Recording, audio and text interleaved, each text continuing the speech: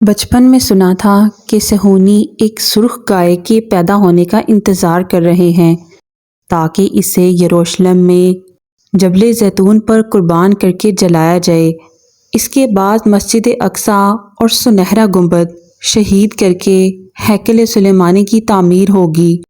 مجھے لگتا تھا کہ وہ وقت بہت دور ہے، ہم تب تک کہاں زندہ ہوں گے۔ سالوں سے اس گائے کی تلاش جاری تھی۔ یہ لال گائے منظر عام پر آ چکی ہے، جس کی ویڈیو دی تھرڈ ٹیمپل نے جاری کر دی ہے۔ آپ نے اگر سورہ بقرہ میں گائے کا قصہ پڑھا ہو تو آپ جانتے ہوں گے کہ جس گائے کو قربان کرنے کا بنی اسرائیل کو حکم دیا گیا تھا، اس کی خصوصیات کیا تھیں۔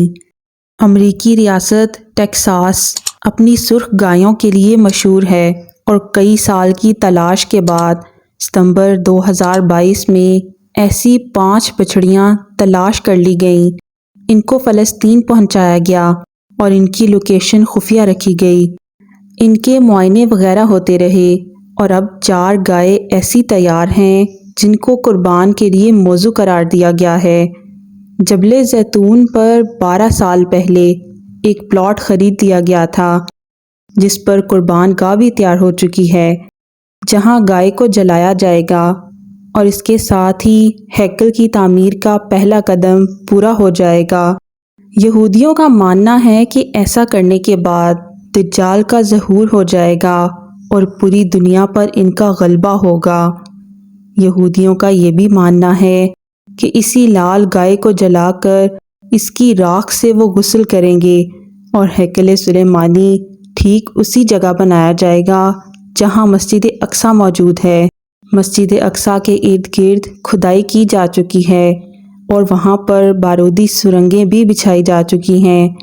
یہودی ان گائے کو اس وقت قربان کریں گے جب یہ 3 سال کی ہو جائیں گی، اور اپریل میں یہ بچڑے 3 سال کے ہونے والے ہیں۔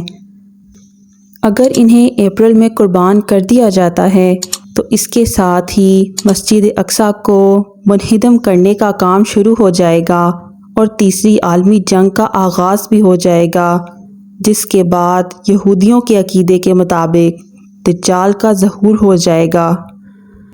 لیکن تمام مسلمان اس وقت غفلت کی نیند سو رہے ہیں۔